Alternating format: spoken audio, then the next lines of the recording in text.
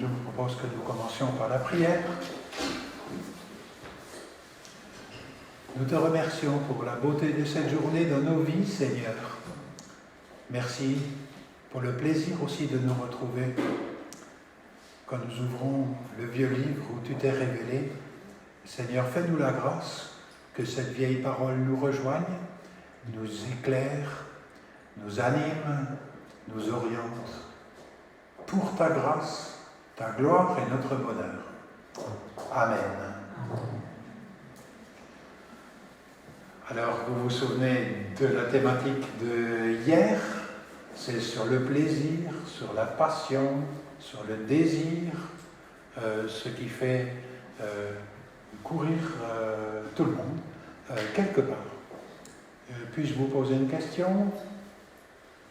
Est-ce qu'on peut orienter le plaisir? D'après la parole de Dieu. Vous pouvez même parler au travers de vos masques, je l'entendrai. Tout dépend de l'orientation. Tout dépend de l'orientation. Est-ce qu'on peut orienter notre plaisir? Oui. Par conséquent, peut-on aussi influer sur notre plaisir? Oui, hein? Et vous savez, c'est une des leçons qu'on n'entend pas souvent. Et c'est pas juste, c'est comme ça. C'est quelque chose où le Seigneur veut interférer pour orienter nos actions. Est-ce qu'il y aurait une remarque qui a été dite autour des tables ou dans votre cœur, quelque chose que vous avez retenu de précieux, d'important de l'enseignement de hier?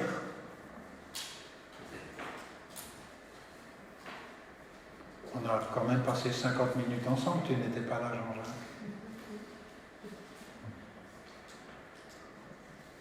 Une surprise? Oui, il y avait tant. Est-ce que Jésus nous dit qu'on est impuissant devant les forces de nos désirs? Et que nous dit-il dans son enseignement? Si tu as mal, ton action, si tu as mal ou ton œil, une occasion de chute, oui. il faut les arracher, enfin. Oui, ça c'est une image très forte et violente. Hein?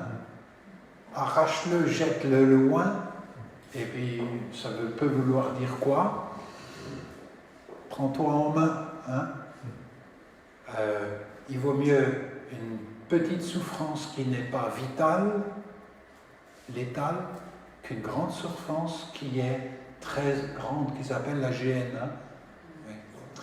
Bien, écoutez, dans l'étude biblique de ce soir, on va voir courtement quelques belles histoires, mais elles ne sont pas très nombreuses dans la Bible où ça s'est bien passé, et aussi quelques terribles histoires. Et je m'en servirai, nous lirons le texte pédagogiquement pour en tirer des éléments, d'éléments concrets pour nos vies, d'orientation de nos attitudes, de compréhension de ce que les autres peuvent vivre. J'utilise toujours, je vous donne un droit de lire mes notes, ça va? Vous êtes peut-être mal placé, si j'étais vous, j'irais quand même vers là, hein, mais je ne suis pas vous. Alors, de belles histoires et des histoires moches dans la Bible, en ce qui concerne la gestion du plaisir. Parmi les belles, il y a quelques belles phrases. Jouis de la femme de ta jeunesse, c'est un mot très fort. Le mot jouir, on ne l'utilise presque pas. Hein. Moi, je l'utilise, c'est un peu pour l'électrochoc. Hein. Jouir en langue française est très souvent lié c'est ça, à la sexualité, n'est-ce pas? Oui. Proverbe 5, effectivement, presque exclusivement. Pardon? Et c'est pas que ça. Parmi les domaines de jouissance, il y en a un qu'on n'a même pas nommé hier et qui est énorme. Le plaisir du travail bien fait. On l'a pas dit, hein, mais à la sortie, on l'a dit. Oui, Le plaisir d'un métier qu'on aime, c'est une grâce particulière, quel que soit le métier. Hein. Ça peut être service à autrui. Ou vous avez aussi « sois en tout temps épris de ses saints ». Vous savez, c'est un ordre biblique.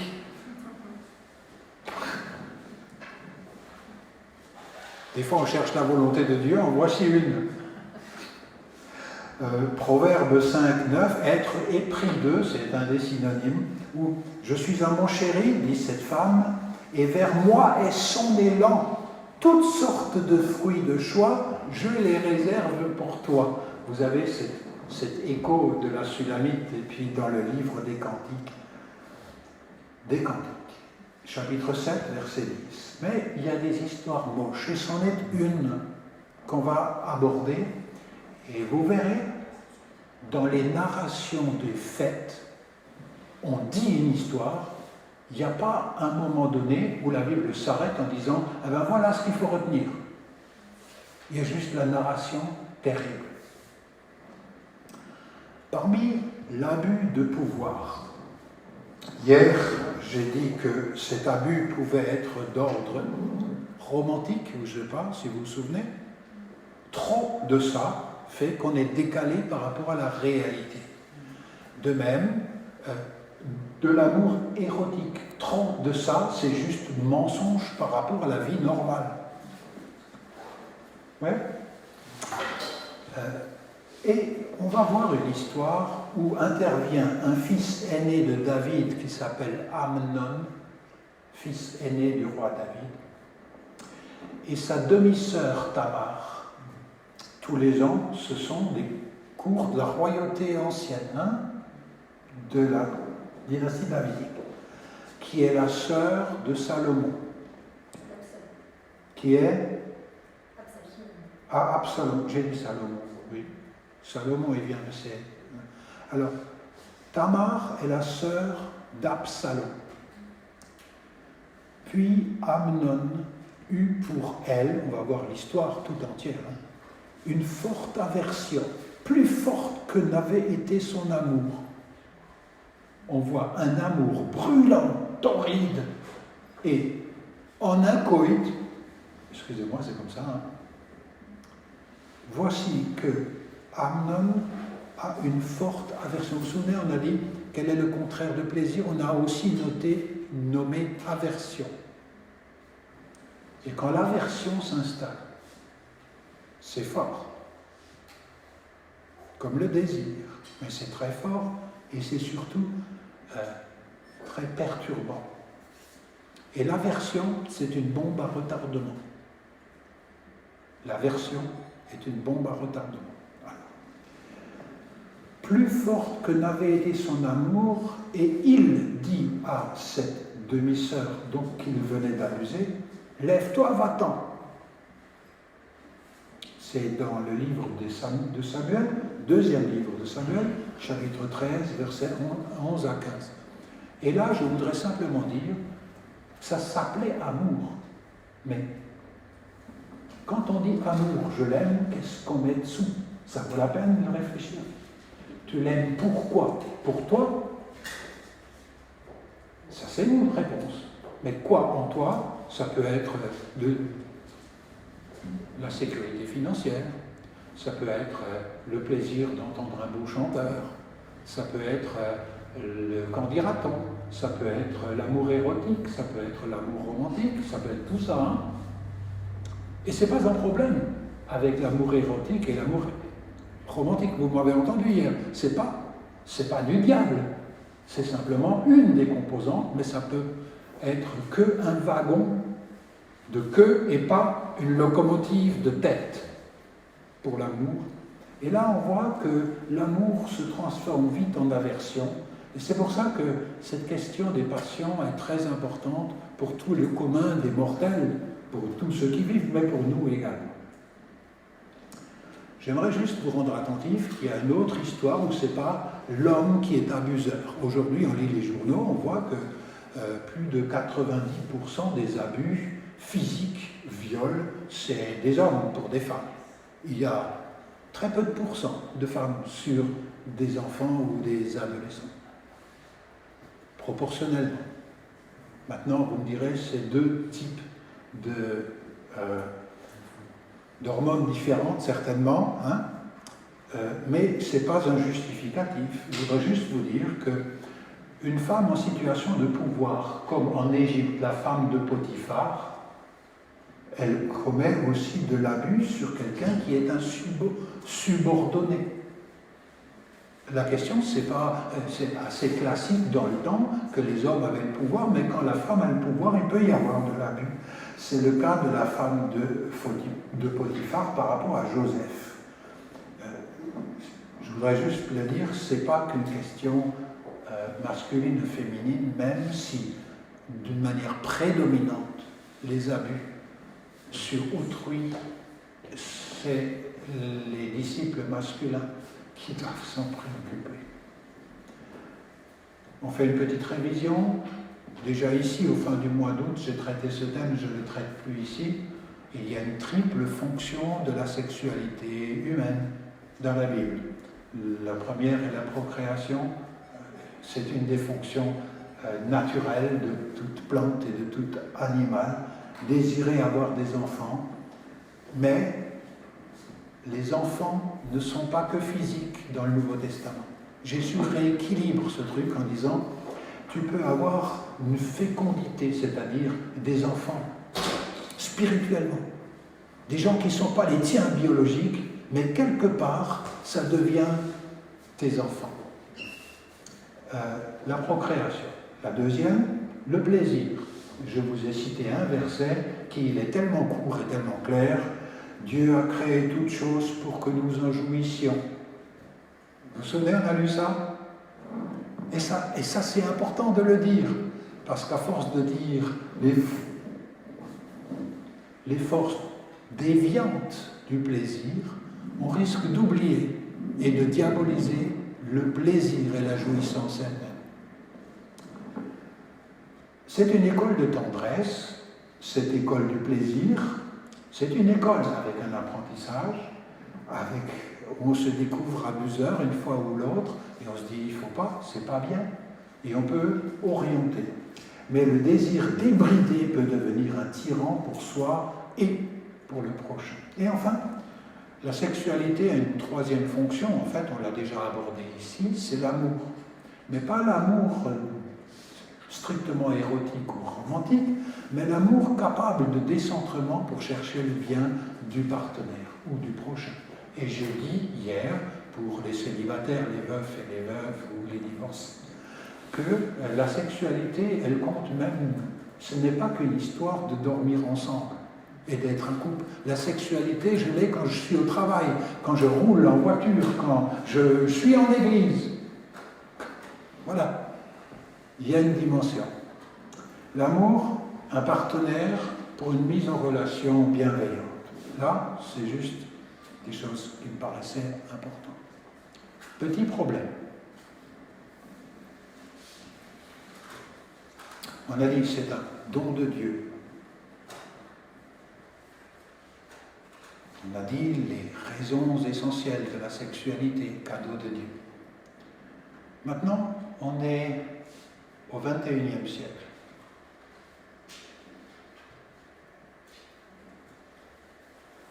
Avant, quand on faisait couple, il y avait procréation possible, grâce ajoutée, plaisir et amour.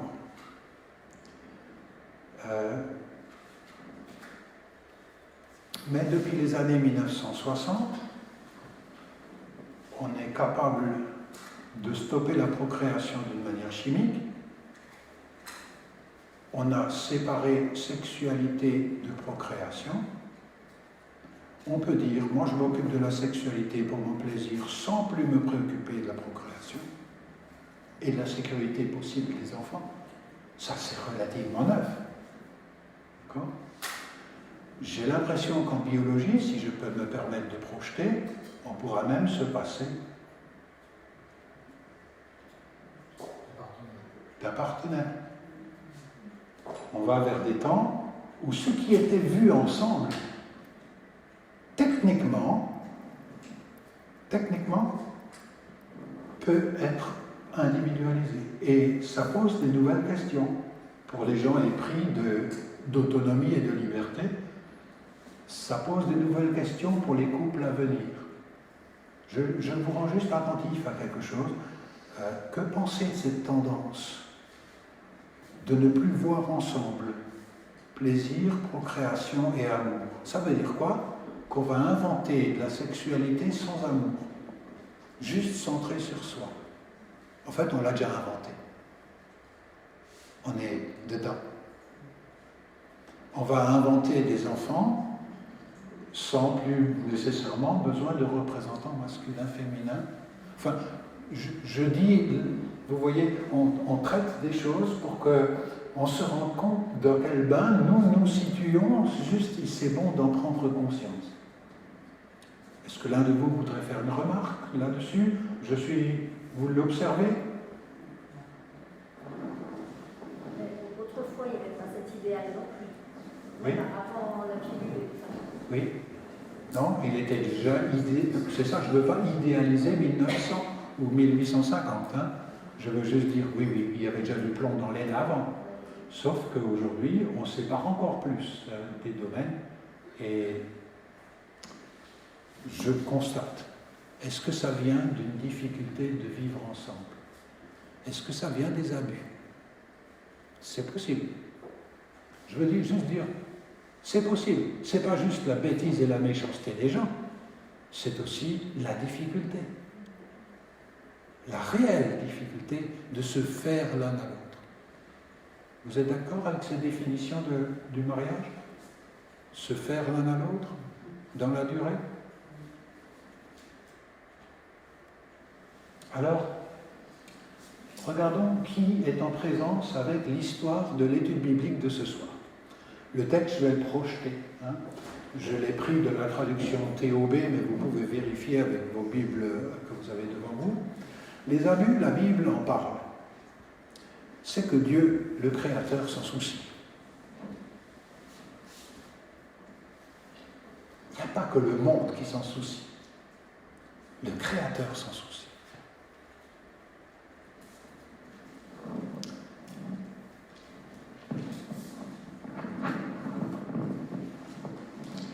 Alors, voici 2 Samuel 13, 1 à 22, avant que je lise, voici une histoire épouvantable.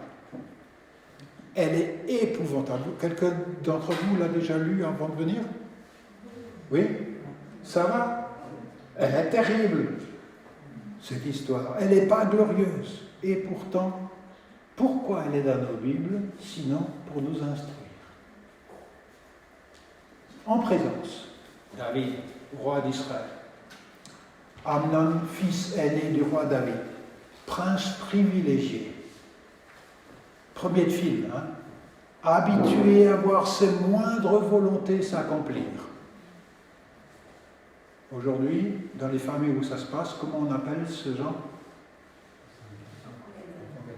Un enfant roi ou un enfant hyper gâté, hein, c'est ça? Yonadav, un sale type, son cousin à Amnon, il est futé et il le conseille. Ensuite, Tamar, très très belle. Je vous ai déjà dit, je prie spécialement pour les gens très beaux et très belles, parce qu'ils sont très vite, ils peuvent devenir des proies. D'accord? Tamar, fille de David, sœur d'Absalom, demi-sœur d'Amnon, princesse royale en sécurité chez elle, dans le palais paternel.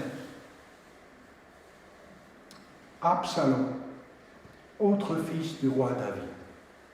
Jusque-là, voici les gens qui sont en présence. Nous lisons.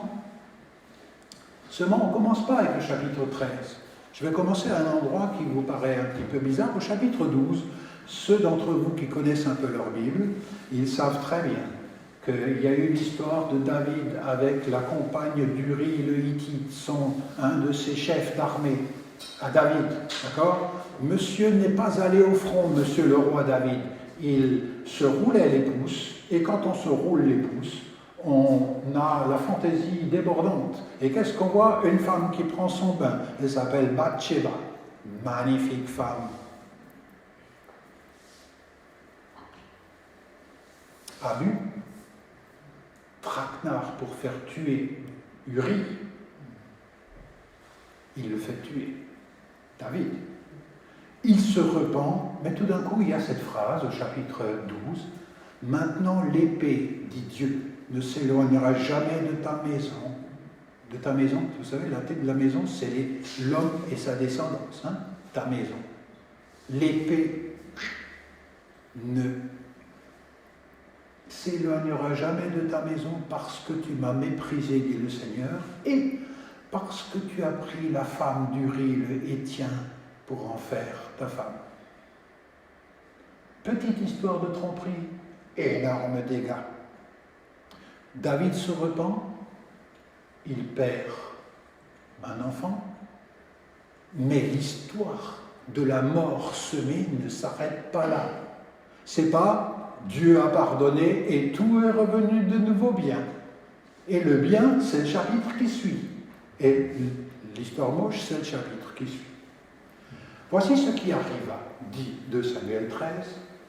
Ensuite, Absalom, fils de David, avait une sœur fort belle, appelée Tamar. Amnon, fils de David, en devint amoureux. J'aime bien le mot. Amnon se rendit malade de chagrin à cause de sa sœur ou demi-sœur, Tamar, car elle était vierge. Quel est le rapport? Nous, on ne sait plus, en fait. Nous, on ne sait plus le rapport entre... Il est triste parce qu'elle est vierge. Quel est le rapport? Nous, on ne sait plus.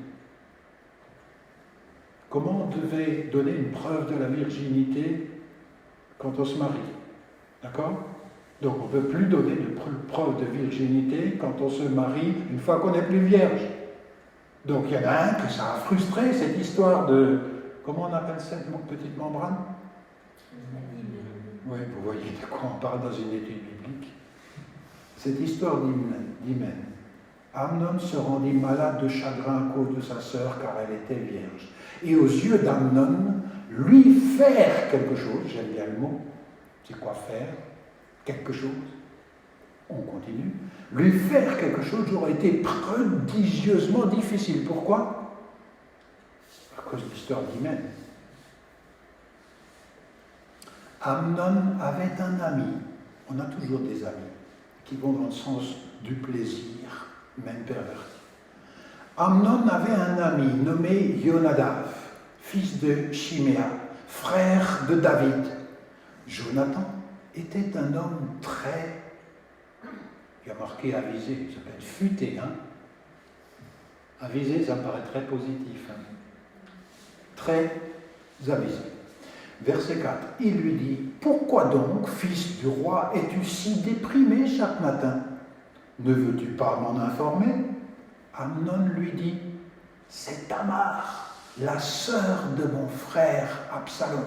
J'en suis amoureux. » Jonadav lui dit, « Couche-toi sur le lit et fais-le malade. Quand ton père, l'autorité, viendra te voir, tu lui diras, « Permets que ma sœur Tamar vienne me donner à manger, qu'elle apprête la nourriture sous mes yeux, de manière à ce que je la voie, qu'elle me l'apporte elle-même et je mangerai. » On dirait que c'est le jardin d'Éden et je mangerai de ce fruit. Hein? Tiens.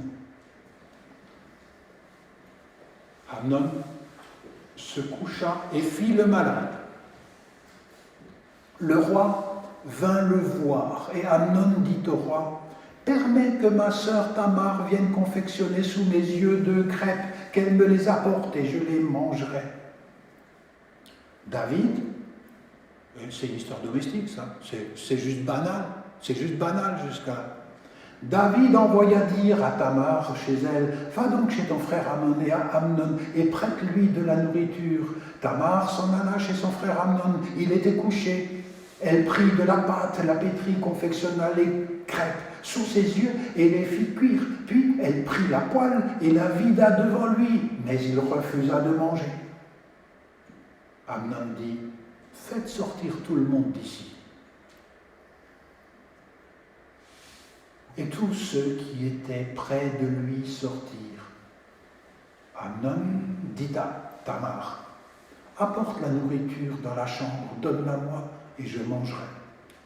Tamar prit les crêpes qu'elle avait faites et les apporta à son frère Amnon dans la chambre. Elle lui présenta à manger, il la saisit, enfin c'est le mot un peu plus violent en hébreu, et lui dit, viens, couche avec moi, ma sœur. Elle lui dit, non, mon frère, ne me violente pas, car cela ne se fait pas en Israël, ne commets pas cette infamie. Moi, où irai-je porter ma honte? Et toi, tu serais tenu en Israël pour un infâme.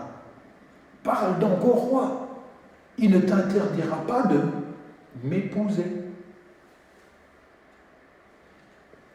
Mais il ne voulut pas l'écouter. Il la maîtrisa, le mot est plus violent que maîtrise, lui fit violence et coucha avec elle. Amnon se mit alors à la haïr violemment. Oui, la haine qu'elle lui porta fut plus violente que l'amour qu'il avait eu pour elle. Amnon lui dit, lève-toi, va-t'en. Elle lui dit, non, car me renvoyer serait un mal plus grand que l'autre, celui que tu m'as déjà fait. Mais il ne voulut pas l'écouter. Il appela le garçon qui le servait et lui dit, qu'on expulse cette fille de chez moi, et verrouille la porte derrière elle. Elle portait une tunique princière, car c'est ainsi que s'habillaient les filles du roi quand elles étaient vierges. Le serviteur d'Amnon la fit sortir et verrouilla la porte derrière elle. Tamar prit de la cendre et s'en couvrit la tête. Aujourd'hui, on ne fait plus ça. Déchira sa tunique princière, se mit la main sur la tête et partit en criant. Son frère, Absalom, lui dit, est-ce que ton frère Amnon a été avec toi? On lit entre les lignes, hein? Maintenant, ma sœur, tais-toi. C'est ton frère, n'y pense plus. Tamar demeura donc abandonnée dans la maison de son frère, Absalom. Le roi David apprit toute cette affaire et en fut très irrité. Absalom ne dit plus un mot à son frère, Amnon, car Absalom avait pris Amnon en haine à cause du viol de sa sœur Tamar. Je me permets juste de... Je ne veux pas lire plus longtemps, ça suffit. Ça suffit. Mais le verset 23 dit 2 ans plus tard. Les bombes à retardement, j'en ai parlé. 2 ans plus tard. Et le verset 28 dit Absalom ordonna à ses domestiques, dès qu'Amnon aura le cœur en joie sous l'effet du vin, vous le mettrez à mort. Et c'est ce qu'il fit. C'est glorieux, hein, c'est l'histoire de famille. Est-ce que vous avez une remarque? Comment vous vous sentez là? On cherche un héros dans l'affaire, hein, non? Même David, il intervient. David. Il s'est mis en colère, c'est tout. Il n'a pas remonté les bretelles à son fils. Il y a un problème. Il y a un problème. Personne ne réagit. Même Absalom, il dit rien, il dit écrase-toi, c'est tout. Exactement. Et cette étude biblique, elle doit nous faire réfléchir. David avait commis lui-même la première erreur.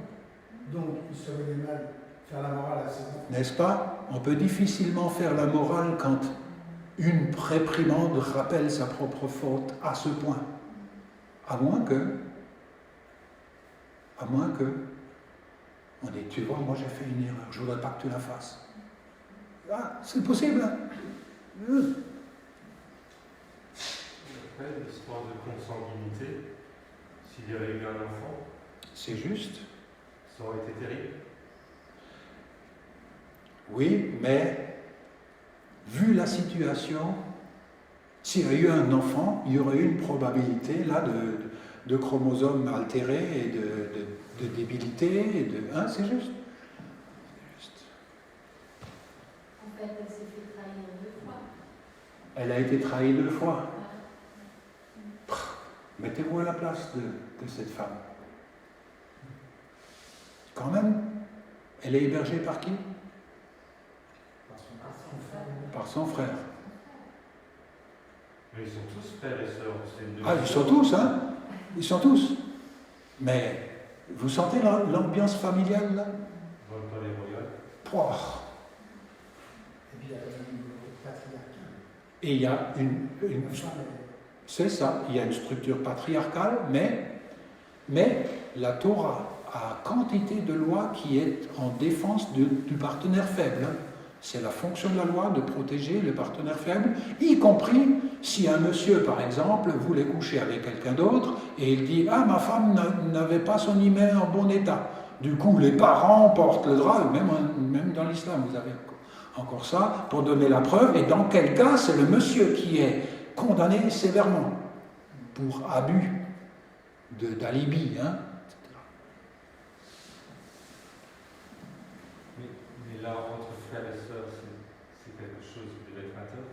D'interdit, effectivement. Ça s'appelle inceste. Oui, mais c'est des demi-frères. C'est des demi-frères et Abraham. ça donne une certaine distance Abraham, entre... Sarah aussi. Exactement, oui. À l'époque, Ce n'est pas des absolus comme on peut l'imaginer, mais effectivement, il y a l'interdit de l'inceste de toute façon. Et normalement, on se marie avec quelqu'un à un degré supérieur que le degré parental qui est ici. Il y a une femme sur un site qui s'appelle servirensemble.com. Notre fille Marie-Noël fait partie aussi de ces interventions de femmes. Servirensemble.com. Servir ensemble en un mot.com. Qui s'appelle Victoria de Clodure. Je ne suis pas sûr que je prononce bien. Et qui dit, je vous l'ai mis là, ces histoires heurtent, ces histoires choquent. Surtout dans l'absence d'un commentaire explicite de la part des auteurs bibliques. Ils ne disent pas ce qu'il faut retenir. Ils racontent. D'accord? C'est une enfilade d'histoires, tu ne sais pas quelle est la morale. Qu'est-ce que je retiens, Seigneur? À part la dureté générale du cœur humain, qu'est-ce que je retiens? Et pourrait faire croire que Dieu ne dit rien et qui ne dit rien consent, que Dieu ne dit rien, ne fait rien, est indifférent à la souffrance des victimes. La question, dit cette Victoria, m'a été bien posée un jour par une lectrice de la Bible. Pourquoi Dieu n'a rien fait? Pourquoi il a laissé faire? Vous avez jamais entendu ça dans les discussions? Très souvent. Souvent, hein? Quand il y a des catastrophes naturelles, Ouais. et ton Dieu, qu'est-ce qu'il fait? Et ton Dieu, hein? Même nous, en tant que croyants, Oui, là actuellement, l'Église persécutée, oui, nos sœurs qui sont enlevées par les extrémistes, Oui. qui sont violées. oui. C'est insupportable. Et je me dis, mais Père, pourquoi tu fais ça? Pour moi, c'est insupportable en tant que femme. Oui. Pourquoi t'es si patient, Seigneur?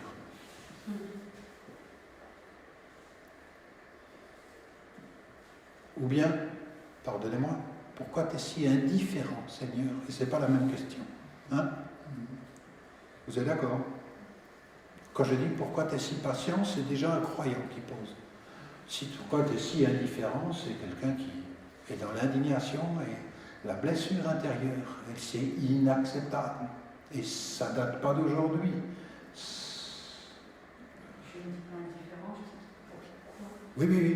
Le pourquoi est là. fondamentalement, était tellement important. Alors Dieu a donné des lois pour limiter le mal. Les lois, tu ne convoiteras pas, chose de ton prochain, tu ne commettras pas d'adultère. Vous vous souvenez les 10 commandements? En fait, je ne fais pas de révision dans le livre de l'Exode, chapitre 20.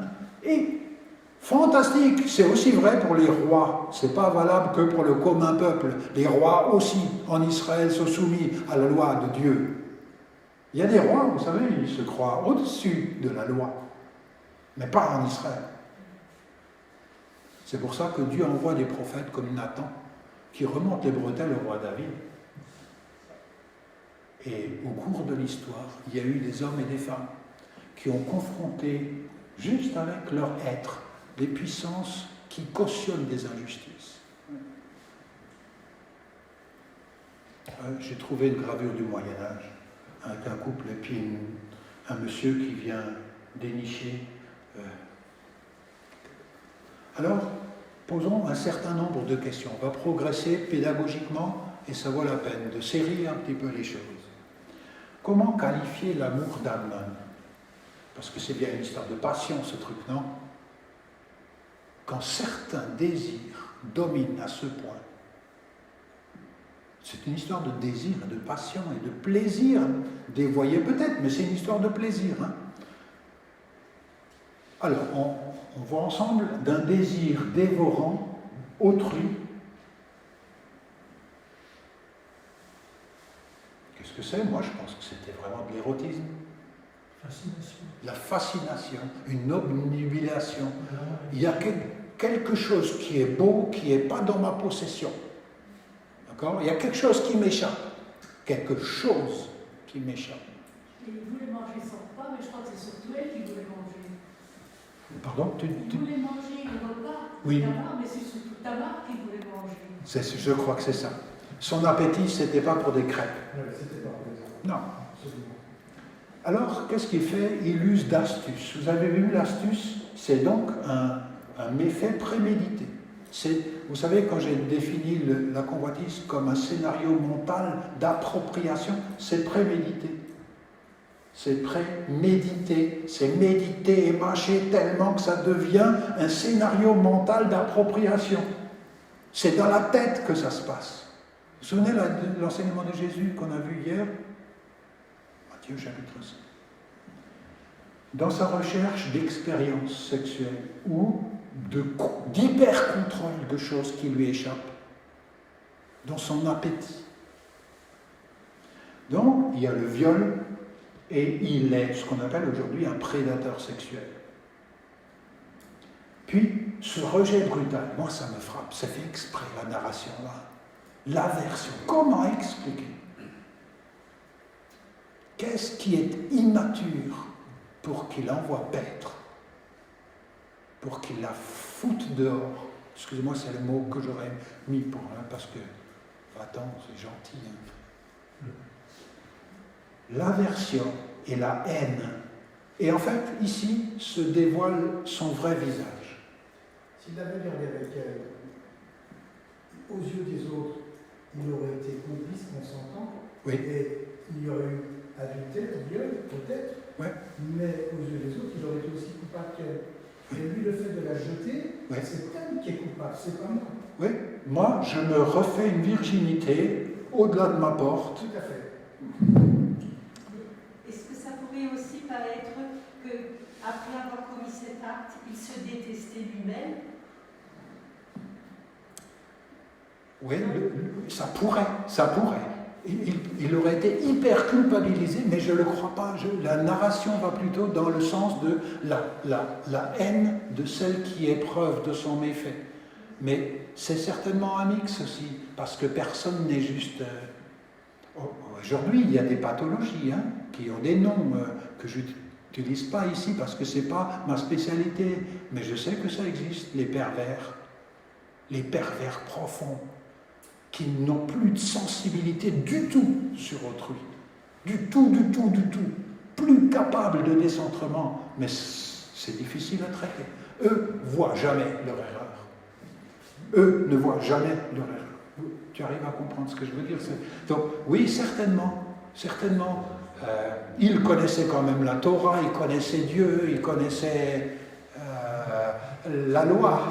C'est pour les autres. C'est pour les autres. Mais la liaison était impossible. La quoi? Il ne pouvait pas continuer. La liaison était impossible. C'était... Oui. Oui, et en la voyant, ça lui rappelait sa faiblesse à lui. C'est ça. Je pense que quelque part, ça lui rappelait sans arrêt son... Oui. Il a fait comme l'autruche. Il a mis sa tête dans le sable pour ne pas voir le danger. Hein, c'est un peu ça. Mais Tamar, elle lui dit quand même, demande au roi, il Oui. ne sera pas contre. Il consentera à un mariage, à un engagement bilatéral. Mais ça ne fait pas partie de son fantasme. Hein, c'est ça? Merci, j'ai pris. Hein. Le droit de cuissage, je l'ai exercé. Pardonnez-moi, j'utilise une expression médiévale. C'est terrible ce truc. Les seigneurs des châteaux qu'on voit là, hein, je ne dis pas tous, exerçaient des fois leur droit de cuissage sur les jolies jeunes femmes des villages. On ne s'imagine pas, on est quand même mieux. En plus de l'inceste interdit dans le cas d'Amnon, sa demi-sœur, et la question que je pose dans la formation à mes étudiants, c'est celle-là. Est-ce qu'on peut confondre désir érotique, désir romantique et amour? Est-ce qu'on peut confondre? Cette histoire nous rend, évidemment. On peut dire je t'aime, mais que je t'aime pour moi. C'est possible, c'est possible. C'est la raison pour laquelle, moi, je regrette que, quand il y a volonté de mariage, on ne tienne compte que j'ai du sentiment pour lui, pour elle. Mais on n'a pas encore dit ce qu'il y a dedans. Il n'y a pas le temps de vérifier, il n'y a pas de temps pour décanter, il y a l'immédiateté d'une émotion qui s'appelle un sentiment. Et aujourd'hui, l'essentiel du mariage, aujourd'hui, c'est je l'aime ou je l'aime pas. Mais on n'a pas le temps de vérifier ce qu'il y a dedans. Comment est-ce que son papa traite sa mère? Comment est-ce que... Vous voyez ce genre de questions, hein, dans la durée. Donc, on ne cherche pas... On n'a pas beaucoup de lucidité non plus quand on aime. L'amour rend aveugle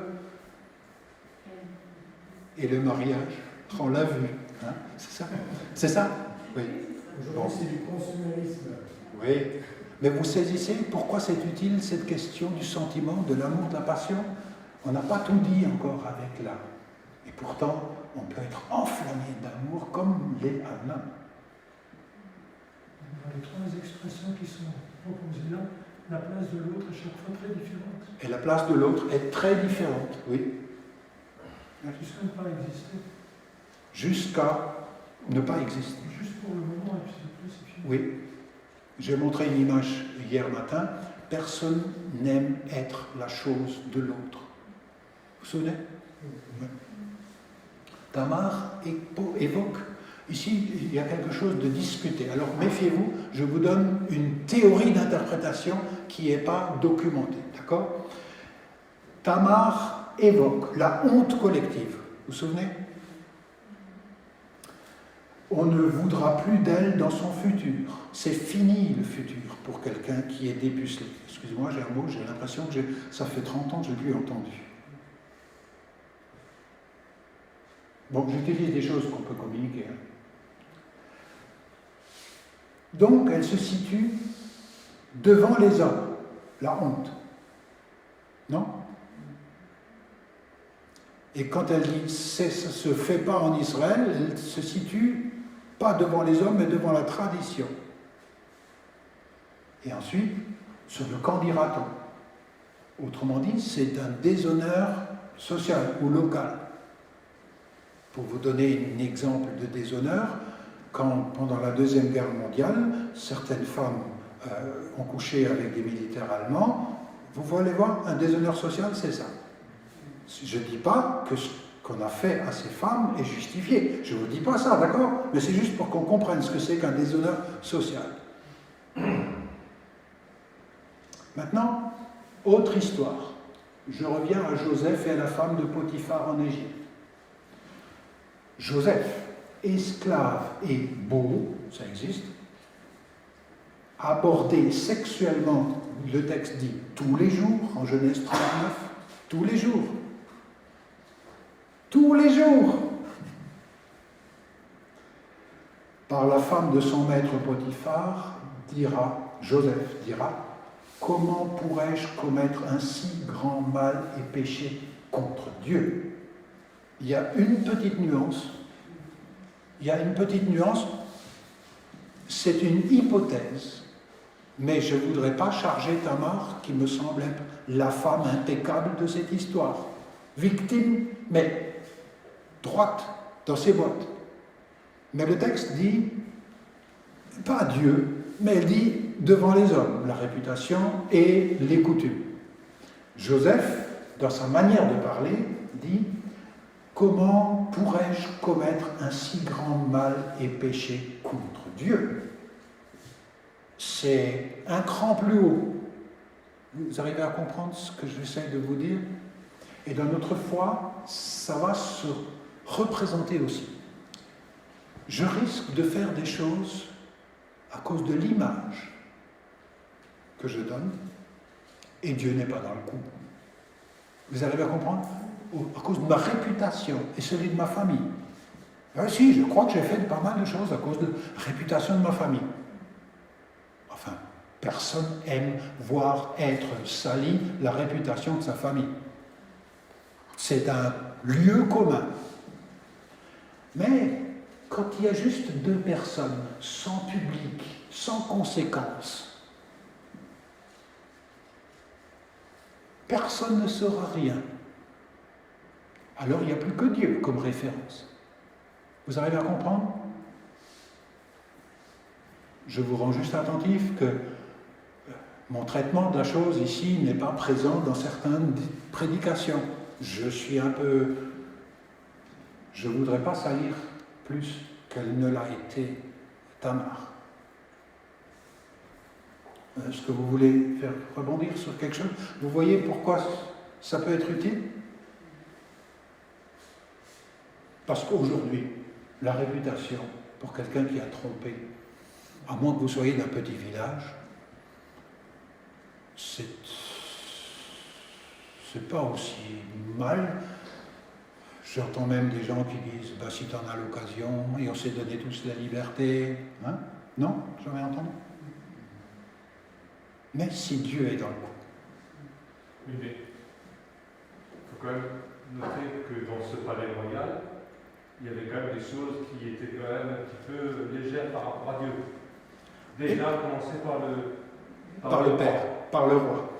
Oui. Et donc, si on voit les frères, les cousins et tout ça, c'était pas Jojo non plus. Je suis d'accord avec toi. Il y a des choses. Il y a des secrets familiaux, des tabous là-dedans, des non-dits, lancinants et opérants, des non-dits opérants, des non-dits opérants. Et c'est pas fini d'exploser cette violence. Je suis d'accord avec toi, Jean-Jacques, vraiment. Tous pourris, j'ai l'impression de dire. Je reviens à Victoria de Clodure. Elle dit environ 80% des viols sont commis par des personnes connues de la victime, qui ne se doutent de rien, ils sont à la maison. Mais se sent naturellement en sécurité à la maison. Le viol n'a rien à voir avec l'amour et tout à voir avec le pouvoir. Et une passion non régénérée, j'ajoute. Hein, ça, quand vous avez CB, j'ajoute. Une passion non régénérée. Non née de nouveau. Moi, ça me frappe, ça. Vous savez combien c'est les grands-oncles, ou bien les cousins et les cousines, ou bien... Puis, pardonnez-moi, c'est déjà terrible, mais les pères, essentiellement. Un vrai prédateur fait tout pour mettre sa victime à l'aise. Alors attention, maintenant, il suffit de dire une phrase comme ça pour que tout le monde suspecte tout le monde. Moi, j'aime beaucoup les enfants, j'ai toujours été avec des enfants. Je trouve plus intéressant les enfants dans une église que les autres. Et pas d'attrait sexuel pour les enfants. Je sais qu'il y en a qui en ont. Et je trouve ça intéressant qu'on mette quelques barrières et prudence dans les églises, vous comprenez? Mais un vrai prédateur essaye de mettre sa victime à l'aise. Et les circonstances aggravantes, dit Victoria, quand un agresseur se sert de son autorité pour obtenir ce qu'il désire. Par exemple, un professeur, un patron, un responsable, un fils aîné. Il est en situation d'autorité dans les hiérarchies humaines, une force supérieure. Il l'a saisie. Il est dit au verset 11, il l'a saisie. Autrement dit, il abuse de sa force. Et Amnon est incapable d'éprouver la moindre empathie. Le mot empathie n'est pas dans la Bible, mais je le trouve très beau. C'est-à-dire capable de souffrir avec, de porter avec, envers sa victime. Moi, je trouve que si vous voulez un exemple de déshumanisation d'une personne, l'exemple de Tamar est magistral. Alors oui, n'hésite pas à dire, Amnon est une personnalité perverse et irresponsable. Il ne répond plus de sa responsabilité, il renvoie le problème vers l'extérieur. Si vous voulez réagir à quelque chose, vous n'hésitez pas, hein, c'est le bienfait de l'étude biblique. Oui. Aujourd'hui, on retient le mot irresponsable parce qu'il a une responsabilité. Ah, il en a une. Aux yeux de la loi, il en a une. Ah, c'est évident. Mais son comportement, avec le mot irresponsable. oui, son comportement est irresponsable. Il ne répond pas, comment dire, répondre, ça signifie être capable de répondre de ses actes. Il ne répond pas de ses actes, il y a juste sa passion qui est au pilotage. Je trouve qu'il y a un dysfonctionnement aussi au niveau de la prudence, parce que pour qu'un roi envoie un jeune homme, enfin une belle jeune femme dans une chambre à coucher d'un autre jeune, quelque part, il y avoir j'ai vécu une expérience comme ça où il y a une naïveté. Hein? Quelqu'un m'a invité à la maison pour je ramenais des affaires, j'en avais chez nous, et elle m'a fait visiter la maison, et puis il dit tiens, là j'ai des fleurs très spéciales. Ouais, ah ouais, et puis là bien voir la journée, moi je suis suivi, et elle s'est mise assise sur le lit et elle s'est décalée. Et en rentrant, je ne faisais pas attention, et j'ai entendu une voix dans ma tête qui m'a dit stop. Ouais. Au seuil de la porte, alors que j'étais en train de rentrer pour aller voir ces fleurs tout à fait spéciales, sans voir que j'allais me trouver dans une situation qui était faussée, ambiguë. Et là, je pense que quelqu'un de l'extérieur qui voit arriver cette histoire de fraternisation qui n'est pas saine aurait dû dire fais-toi accompagner. On voit la grand-mère ou un autre serviteur. Il y avait une ambiguïté qui naissait, qu'ils ont laissé passer. La prudence, tu as raison. Ne nous laisse pas entrer en tentation à certains moments. Oui, pardon. Comme c'est un fils à papa, il n'a pas besoin d'affronter une responsabilité, se croire au-dessus de tout ça. Oui, mais il y a David, normalement, hein, qui... Même, vous avez vu, même Tamar, elle dit, parle-en à papa, il nous arrangera certainement quelque chose. Donc, la référence à l'autorité, il n'y a que Tamar qui l'a fait, mais pas du tout Amnon.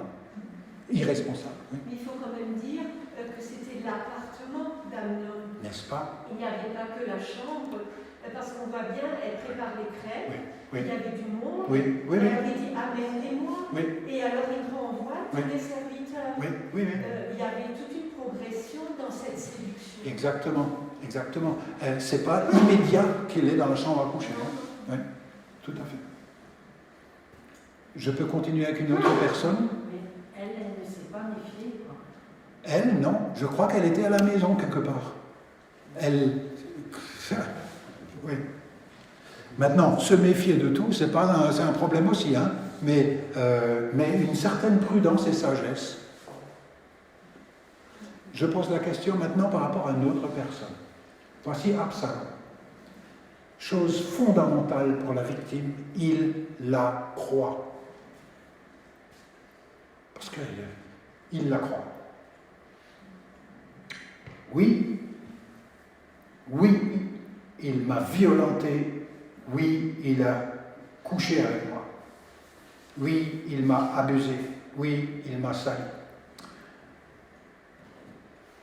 Une fois, on m'a menti.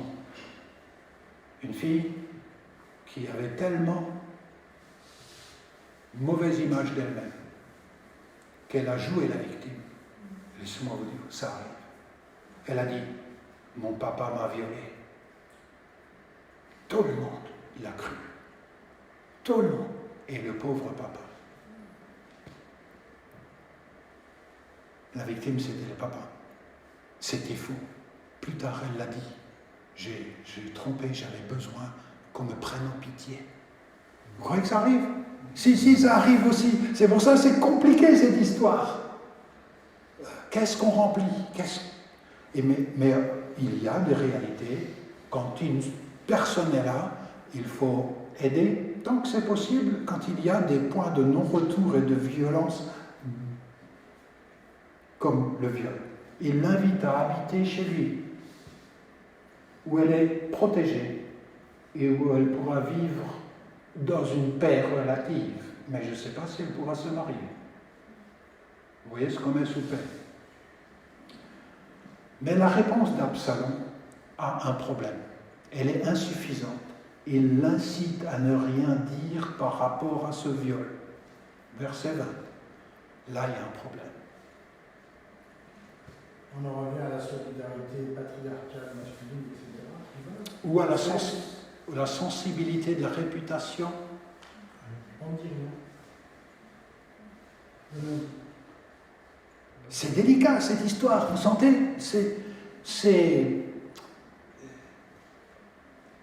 Mais il l'accueille, il la protège. La création d'un secret familial. On dit ça, secret familial.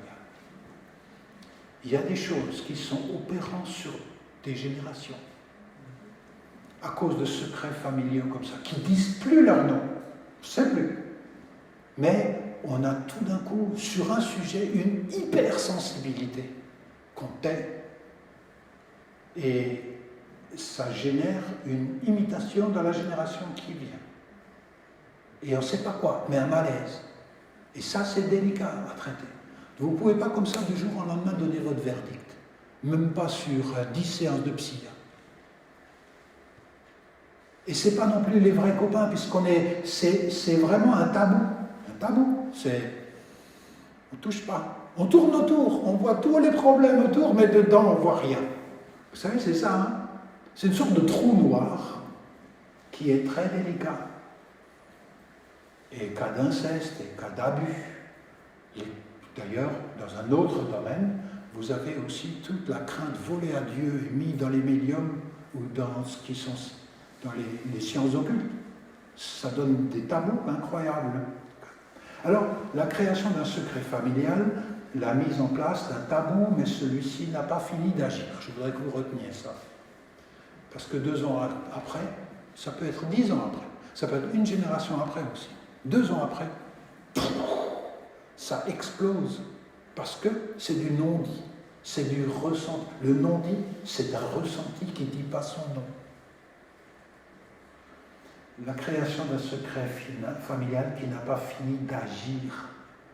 Les victimes, surtout d'un viol incestueux, éprouvent une difficulté pour dire, raconter les faits qui se sont passés sous silence.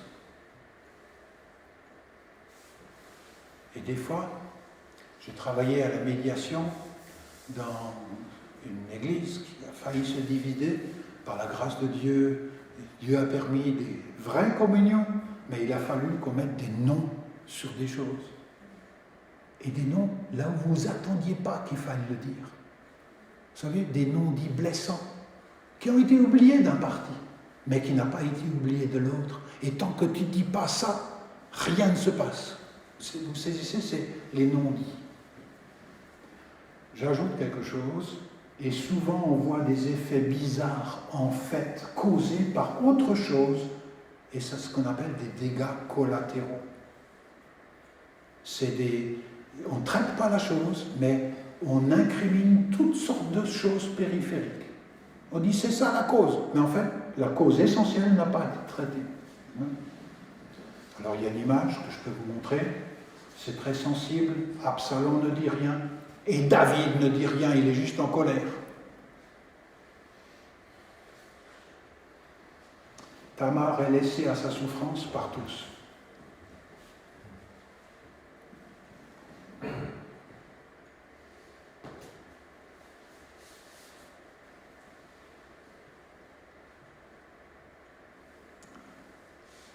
David, dans sa capacité de roi, aurait pu faire justice et réparation pour Tamar, et il ne l'a pas fait.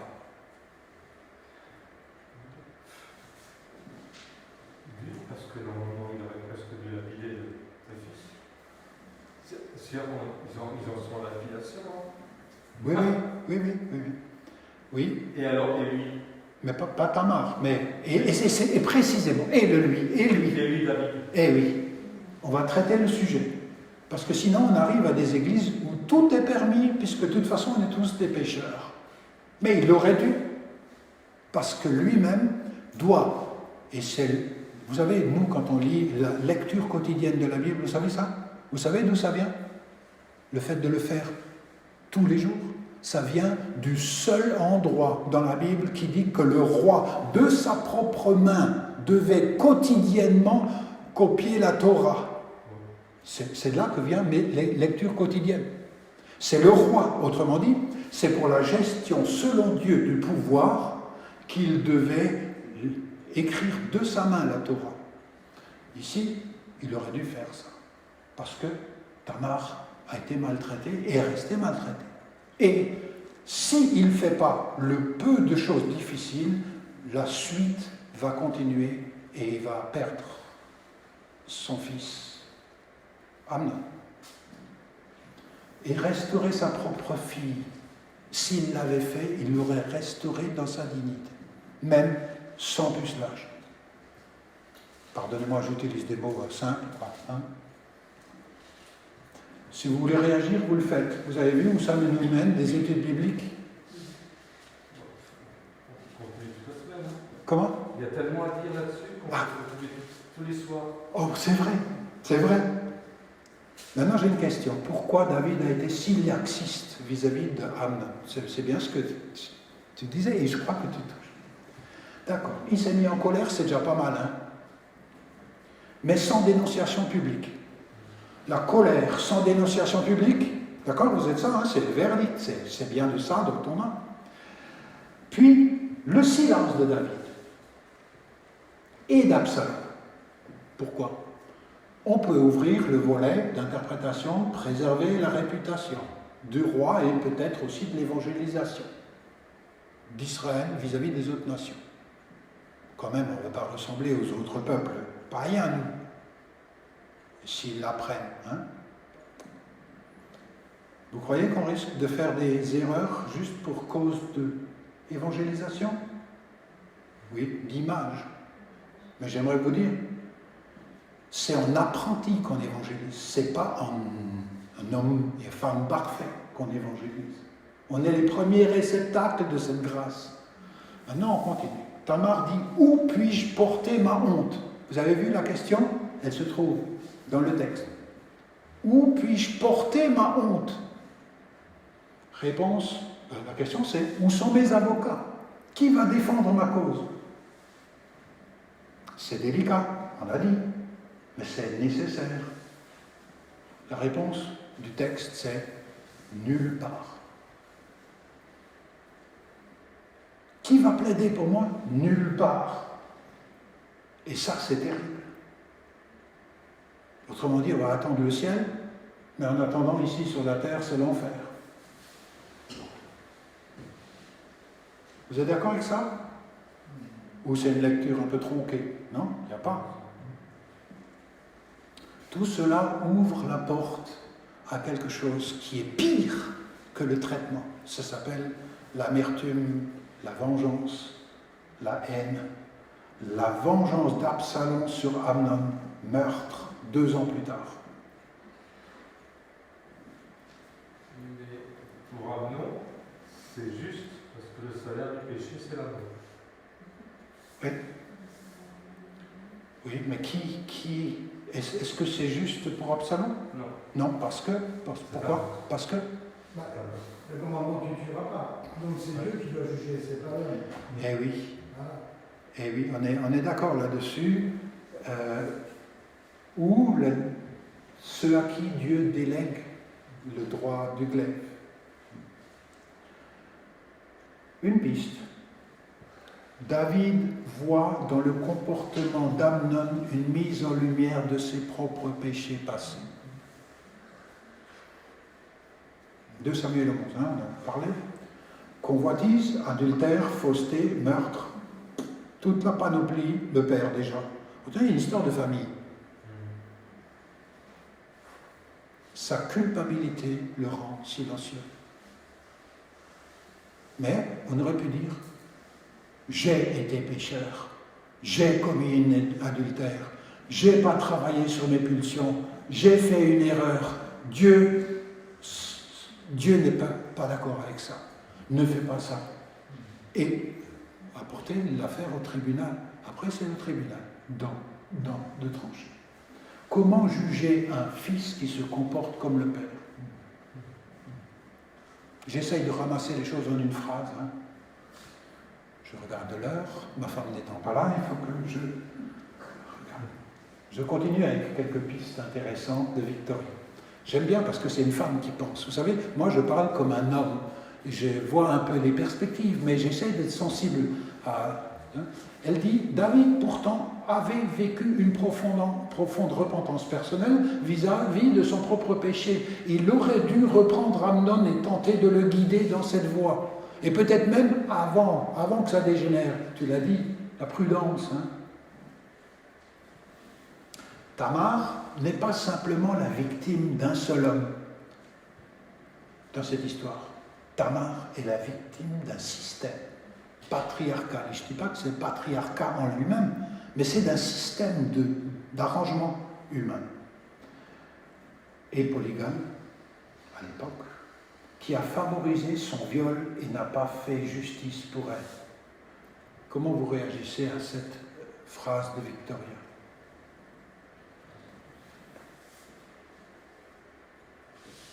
Au XXe siècle, on n'en est pas mieux. La preuve, c'est qu'on a toute cette révolution qu'on entend dans les médias. Les dénonciations, on ne va pas citer ça ce soir, mais tout le monde est au courant. Voilà. Donc c'est complètement d'actualité. Il y a 3 000 ans, 4 000 ans, et on en est toujours au même point. Je suis d'accord. Mais c'est difficile aussi pour Tamar de sortir de ce système, effectivement, comme tu l'as dit, quand il y a un sentiment de sécurité, parce qu'il y a quelqu'un d'autorité qui est là, qui dit, et on fait, et puis d'un coup, c'est comme une lampe incendie, d'un coup ça déclenche, et puis c'est trop tard. Mais il y a tout un contexte qui fait qu'on dirait qu'on ne peut pas aboutir à autre chose. Un conseil de lutter, et pas. Ouais. Moi, je me suis demandé pourquoi il y avait tellement de détails dans cette histoire, mais je suis sûr que l'inspiration de la Bible a voulu nous faire voir un peu des mécanismes internes, pathologiques et générationnels. Et machiavéliques. Si tu veux, la seule à dire juste, c'est Tamar. Non, Amnon, c'est clair, s'écria-t-elle, ne me fais pas violence, on n'agit pas ainsi en Israël, ne commet pas cet acte infâme. Puis, elle se réfère à l'autorité, le roi. Crier en Israël est l'équivalent de porter la plainte à la gendarmerie. Il faut que vous sachiez. Une fille qui est violée, qui ne crie pas, est difficile à interpréter en Israël. Mais maintenant, si c'est dans les champs, c'est comme si elle avait crié. Mais si c'est proche des habitations, C'est clair, c'est appel à la gendarmerie et les gens interviennent. On l'espère aujourd'hui, il y a beaucoup d'indifférence générale, d'accord, mais enfin, j'essaye de faire des transpositions dans la législation. Non, Amnon s'écria-t-elle, ne me fais pas violence, on n'agit pas ainsi en Israël, ne commet pas cet acte infâme. Alors, quand le silence n'est plus d'or, vous aimez cette phrase? Le silence n'est pas toujours d'or. Vous êtes d'accord avec ça? Pour les tamards et les transgresseurs et les agresseurs aussi. Le silence face au mal est en soi le mal. Je vois bien que ce n'est pas évident. Mais ne pas le faire, c'est pire. Dans certaines situations.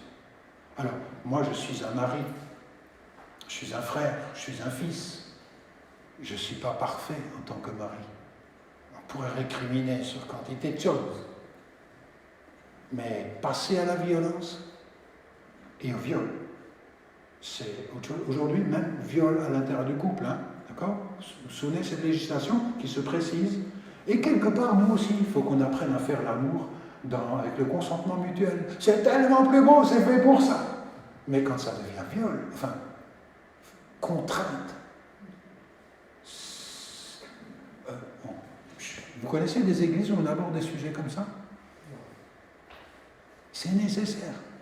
C'est bien, c'est beau, mais le meilleur peut être le pire. Hein? Dietrich Bonhoeffer dit, le silence fait au mal est en soi le mal. Dieu ne nous tiendra pas pour innocents. Ne pas parler, c'est parler. Ne pas agir, c'est agir. Dietrich Bonhoeffer, c'est quelqu'un qui a été mis à mort dans les tribus par ordre du Führer lui-même, hein, parce qu'il était un des résistants et un des promoteurs de l'Église confessante en Allemagne. Ça vous dit quelque chose? Garder le silence, c'est installer le traumatisme et dire à Tamar, ta honte, tu la mérites. En fait, vous voyez comme c'est terrible un silence? Alors qu'elle est victime. Non, ton histoire mérite d'être entendue, ta souffrance est notre souffrance, ta honte, tu ne la mérites pas, nous aiderons. En fait, c'est ce que le Seigneur a fait pour nous. Vous avez la liberté d'agir, et moi j'essaie de ne pas abuser de votre temps. Vous m'accordez jusqu'à 9h30, et puis, est-ce que ça va? Oui, sinon je deviens un abuseur, vous savez. Et puis le silence, c'est vous. Je vous montre. Je ne sais pas si vous êtes d'accord. Chaque fois que la force du désir conduit à user d'un être humain comme d'un objet, instrument de son propre plaisir, c'est faux. Est-ce que vous êtes d'accord avec des phrases comme celle-là? Je redis, chaque fois que la force du désir conduit à user d'un être humain comme d'un objet, instrument de son propre plaisir, c'est faux. Une école de la tendresse, ça part sur des principes qui sont des principes de vie. Hein. Attention à la toute-puissance du désir, la tyrannie du plaisir, ça, on parlait des narcisses, qui se trouvent tellement beaux, vous savez, qui se noient dans leur propre reflet dans l'eau. Les enfants rois qui se prennent pour des dieux et des déesses, c'est pour ça que c'est psychologiquement si bon de se savoir créature et pas Dieu. Dans les mariages, je dis en général, c'est difficile de se marier avec une déesse ou avec un Dieu. La sexualité mal gérée peut faire beaucoup de mal, mais je crois qu'on est d'accord là-dessus. Alors qu'elle est faite pour le bien et le bonheur. Hein? Il est donc nécessaire de canaliser, d'orienter, dominer les pulsions au lieu de les subir, et c'est possible. L'intimité, je donne une définition, mais puisqu'on arrive à ce qu'on doit pouvoir essayer de tendre vers, de réaliser, ça peut être appelé intimité. Soit intimité, je veux dire la proximité, la pro-existence, dans un sens positif, la familiarité, positif, hein, la confiance et le respect. C'est l'amitié qui engage la réciprocité. Enfin, j'essaie de trouver des mots pour dire ce que intimité peut être comme diamant beau, hein, pour que nous remercions le Seigneur. La communion avec Dieu et le prochain permet aussi d'en vivre une partie.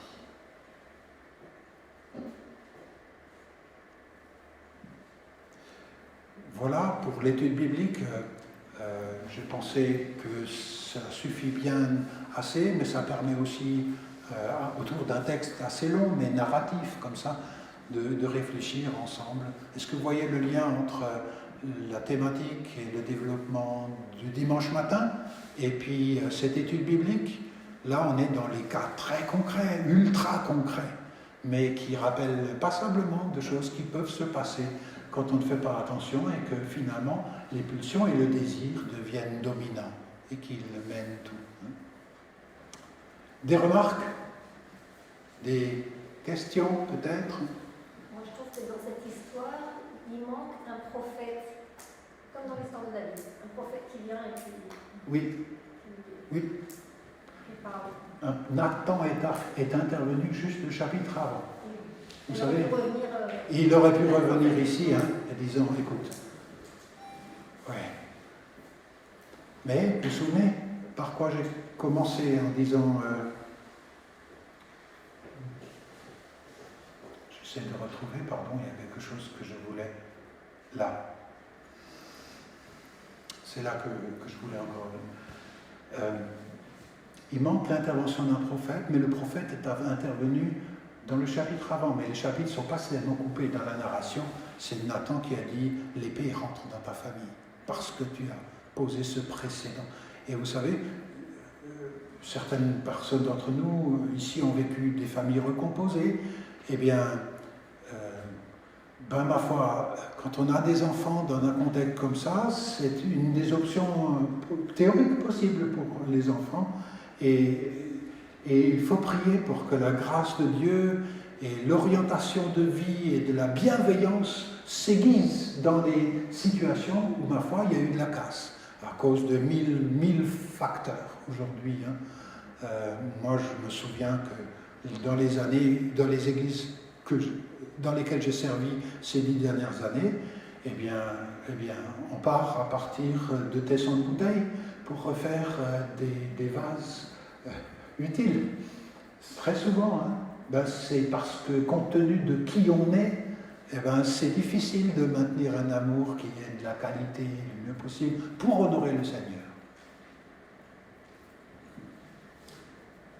Dieu a du plaisir et il essaye d'orienter notre plaisir en harmonie avec le sien. Son plaisir, c'est la justice qui restaure des relations. C'est reconstruire sur d'anciennes ruines. Vous vous souvenez, on a lu ce fabuleux passage. C'est quand, écoutez, je n'ai pas résisté à vous mettre en conclusion le Proverbe 16, verset 7, parce qu'il m'a rejoint si fort que je me suis dit, je vous le partage. C'est comme une cerise sur le gâteau. Quand le Seigneur prend plaisir à la conduite de quelqu'un, de Claude, il lui concilie même ses ennemis.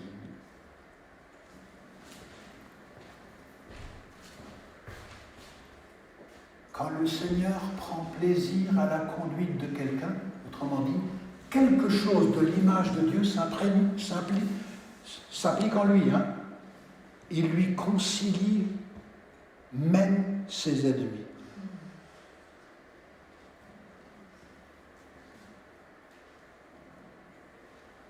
Qu'est-ce qu'aime Dieu? Restaurer les relations. Qu'est-ce que c'est la conduite de quelqu'un en qui le Seigneur prend plaisir? Concilier les ennemis. Et il y a un bout de verset du psaume le plus connu, qu'on commente rarement.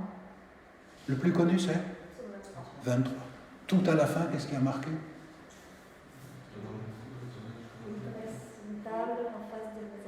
Oui, et j'habiterai dans la maison du Seigneur jusqu'à la fin de mes jours.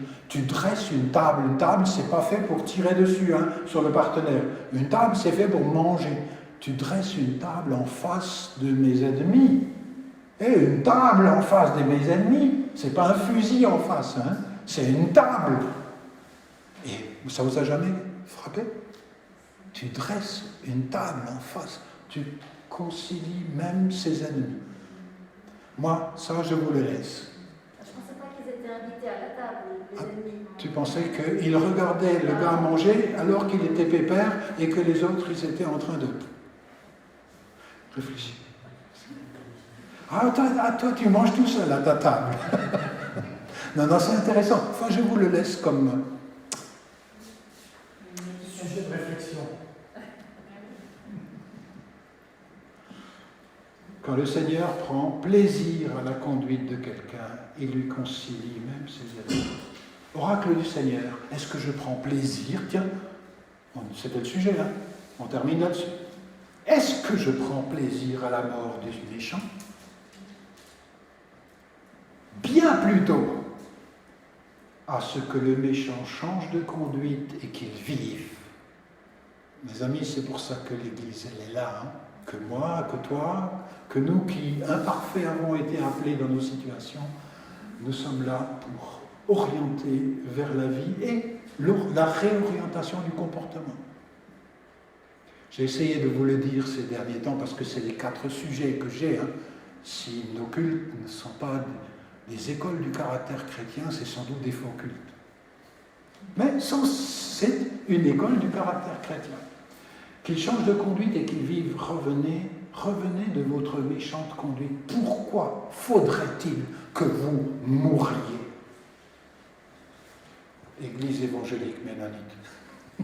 Et il y a marqué Maison d'Israël. Enfin, je vous le laisse parce que c'est une belle manière de clore aussi, c'est de dire au plaisir de Dieu. Et parce que c'est pour le bonheur des humains. Je le crois fondamentalement, c'est pour ça que je suis resté chrétien.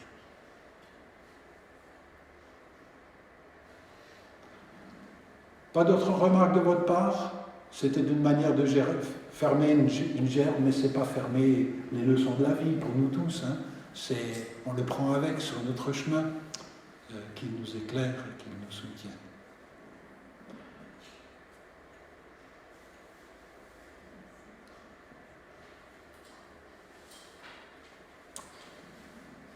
L'heure étant arrivée à 9h30, je vous propose que 2 ou 3 prononcent une courte prière et puis je terminerai ce moment. Si vous voulez bien, on procède ainsi.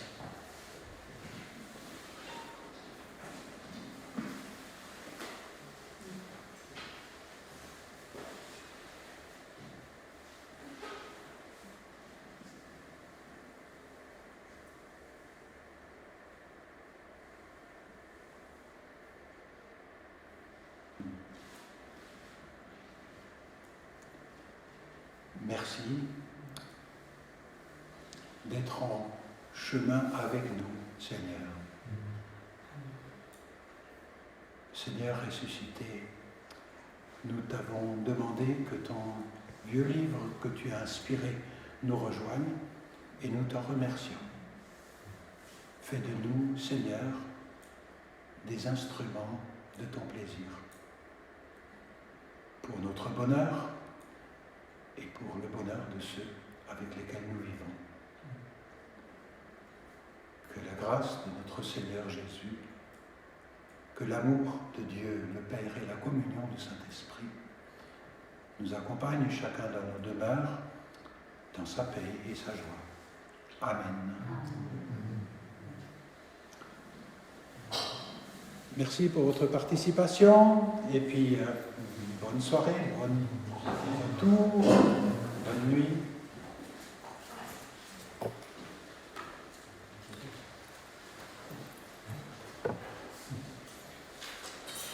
Et Et merci pour la technique qui fonctionne.